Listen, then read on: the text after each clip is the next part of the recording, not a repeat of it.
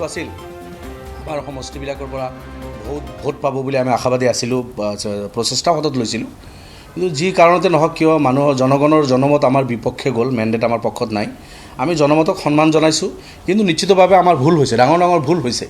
যি ভুলৰ কাৰণে হয়তো মানুহে আমাৰ পক্ষত থিয় দিয়া নাই। কি ভুল হ'ল এই কথাখিনি আমি ফাইণ্ড আউট কৰিব লাগিব। ভুলৰ শুধৰণি কৰি আমি জনগণৰ মাজত আকৌ যাম। যিহেতু দলটো জন্মলগ্নৰ পৰা আমাৰ দল নিষ্পীড়িত নিপীড়িত মানুহৰ কাৰণে আমি যুঁজি আছোঁ আৰু যুঁজখন চলি থাকিব, প্ৰয়োজন আছে।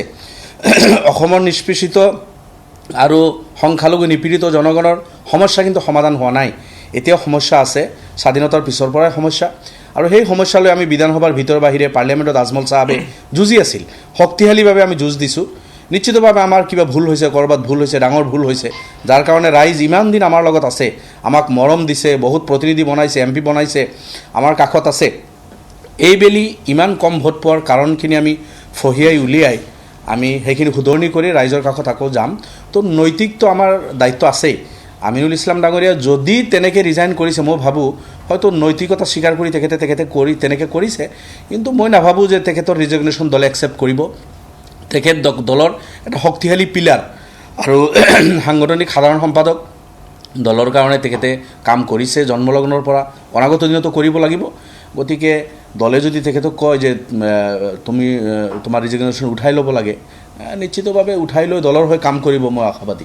কিন্তু তিনিটাকৈ যিহেতু সমষ্টিত আপোনালোকে প্ৰতিদ্বন্দ্বিতা কৰিছে, তিনিটাতে খুব বেয়া ধৰণৰ আচলতে খুব কম ভোট আপোনালোকৰ দলটোৱে কিন্তু বা আপোনালোকৰ দলৰ যিগৰাকী প্ৰাৰ্থী তেওঁলোকে লাভ কৰিছে। গতিকে তাৰ কাৰণে আপোনালোকে এনেধৰণে, আৰু কংগ্ৰেছে কিন্তু এটা কথা তেওঁলোকে কৈ আছিল যে এই যিটো লোকসভা নিৰ্বাচন, এই লোকসভা নিৰ্বাচনৰ পাছতে AIDFৰ বহুকেইগৰাকী বিধায়কে কংগ্ৰেছ দলত যোগদান কৰিব আৰু AIDFটো এক প্ৰকাৰ লাহে লাহে নাইকিয়া হৈ যাব, নিঃশেষ হৈ যাব। গতিকে তেনেকুৱা ধৰণৰ এটা ঘটিছে বুলি ক'ব পাৰি নেকি এই পদত্যাগ বা এই দল ত্যাগৰ যিখন পত্ৰ?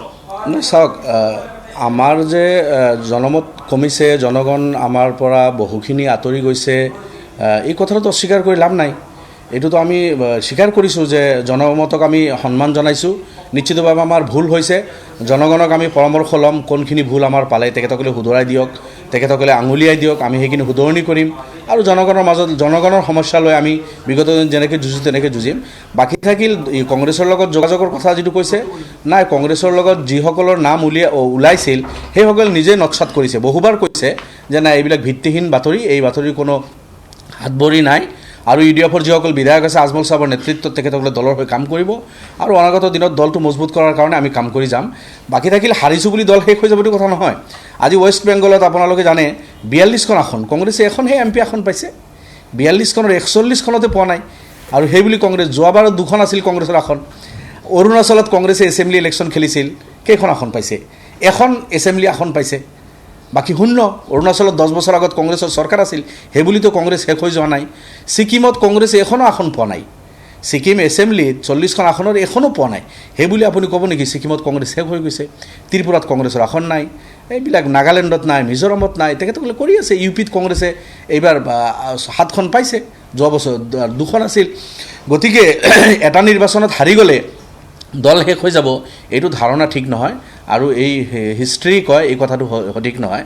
আৰু আমাৰ গতিকে আমি দলত নিশ্চিতভাৱে আমাৰ ভুল হৈছে। দলৰ জন্মলগ্নৰ পৰা যথেষ্ট জনগণে আমাক সঁহাৰি দিছে, আমাক লগ দিছে।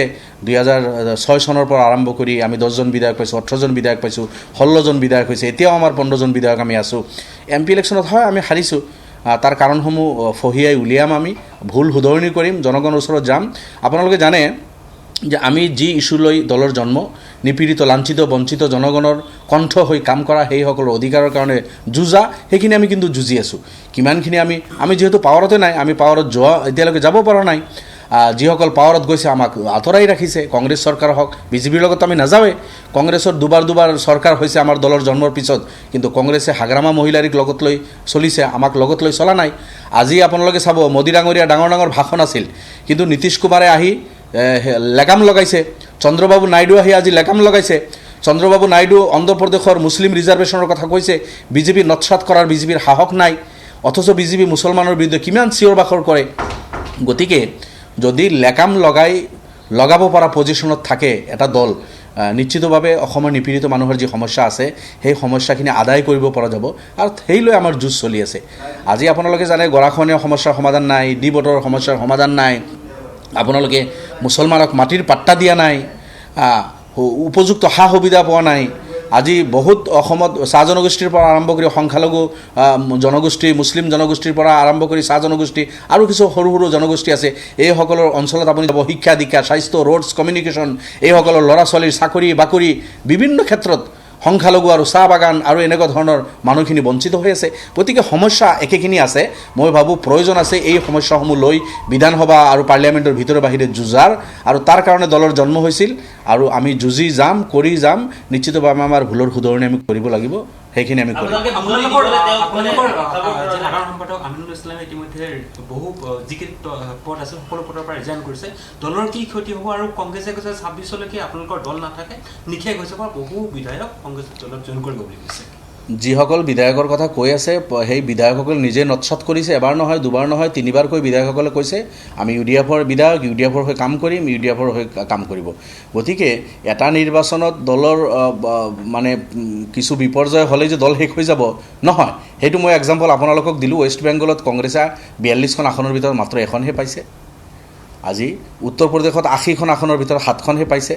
আজি অৰুণাচলৰ ইলেকশ্যন হৈ গ'ল, বিধানসভাত মাত্ৰ এখন আসনহে পাইছে। ছিকিমত কংগ্ৰেছে খাতা খুলিব পৰা নাই, সেইবুলি কংগ্ৰেছ শেষ হৈ গ'ল নেকি? এই অঞ্চলবিলাকততো কংগ্ৰেছ আছে। গতিকে আমাৰ দল এইটো ইলেকশ্যনত বিপৰ্যয় হৈছে বুলি দল শেষ হ'ব বুলি এই খুচপেহমিত তেখেতসকলক থাকিব দিয়ক। তেখেতসকলে এইটো বুলি ভাবি তেখেতসকলে ইমান দিন আছে, থাকক তেখেতসকলে। এতিয়া আপোনালোকে ধুবুৰী আৰু নগাঁও দুটা মুছলিম অধ্যুষিত অঞ্চলত 2টা আসনহে পাইছে। বাকী 12টা অসমত ছিট আছে। কৰিমগঞ্জটো মই বাদ দিছোঁ, কৰিমগঞ্জ হাৰিলে। এতিয়া 11খন আসন যিটো আপোনাৰ মেজৰিটি পপুলেটেড এৰিয়া, তাত পৰা কেইখন পাইছে কংগ্ৰেছে? এখনেই পাইছে। এই 11খনৰ এখন পাইছে, 10খনে হেৰুৱাইছে। গতিকে সেই গুৱাহাটী কিয় নাপালে কংগ্ৰেছে? লখিমপুৰ কিয় নাপালে? ডিব্ৰুগড় কিয় নাপালে? কোকৰাঝাৰ কিয় নাপালে কংগ্ৰেছে? সেই কথা বাৰ্তাবিলাক তেখেতসকলে চিন্তা কৰা নাই। আমাক লৈ চিন্তা কৰি আছে কংগ্ৰেছে। আমাক লৈ চিন্তা কৰিব নালাগে। আমাৰ ভুল হৈছে, ভুল শুধৰণি কৰিম। জনগণ আমাৰ লগত আছে। বহুত জনতা আমাক কৈ আছে যে আপোনালোকে সেইখিনি শুধৰণি কৰি মানুহৰ মাজত সোমাই যাওক, কাম হ'ব, আমি কাম কৰিম।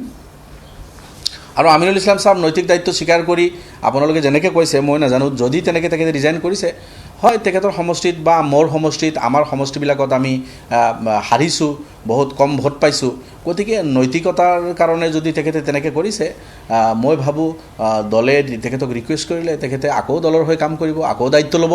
তেখেতে আকৌ দায়িত্ব লৈ দল শক্তিশালী কৰাৰ কাৰণে কাম কৰিব। দলৰ জন্মলগ্নৰ পৰা তেখেতে কাম কৰি আছে দল। কিন্তু এনেধৰণে যদিহে আপোনালোকৰ যিটো নিজৰ যিটো আপোনালোকৰ ভুল, সেই ভুলবিলাক উদঙাই দিছে, এইটোতো দলীয় মঞ্চতো ক'ব পাৰিলেহেঁতেন। সমজুৱাকৈ এনেকৈ পত্ৰ লিখিছে মুকলিকৈ, আচলতে তেওঁ ক'ৰবাত যোৱাৰ এটা ইংগিত নেকি? নহয়, তেখেতেতো মুকলিকৈ একো লিখা নাই। মই জনাততো ক'ত মুকলিকৈ লিখিলেতো মই নিজে জানিলোহেঁতেন। এই পত্ৰটো ক'ৰ পৰা আহিছে, আপোনালোকে কোনেকৈ পাইছে, কোনে দিছে, মই নিজেও নাজানো।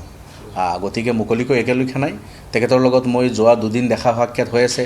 আমি আলাপ আলোচনাবিলাক কৰি আছোঁ যে দলটো কেনেকৈ শক্তিশালী কৰিব পৰা যায়, ক'ত আমাৰ ভুল হ'ল, এই বিশ্লেষণবিলাক আমি পাৰ্চনেলি বহিও আমি ডিছকাছ কৰোঁ। আমি বিধায়কসকল 2-4জন দিছপুৰত যিসকল আমি আছোঁ, সেইসকল বহি আমি আলোচনা কৰি আছোঁ যে আমাৰ এই ভুল হ'ল, এই ভুল হ'ল, আমি শুধৰাব লাগিব, আমি মানুহৰ মাজত যাব লাগিব। তেখেতো তেনেকৈ কৈ আছে, দলটো আকৌ শক্তিশালী কৰিব লাগিব। এই কথা বাৰ্তাবিলাকেই তেখেতে কৈ আছে। জনিয়াৰ বিধায়কগৰাকী হাফিজ ৰফিকুল ইছলাম ইতিমধ্যে আমিনুল ইছলামৰ পদত্যাগ সন্দৰ্ভত মন্তব্য প্ৰকাশ কৰিছে, প্ৰতিক্ৰিয়া ব্যক্ত কৰিছে বিধায়কগৰাকীয়ে।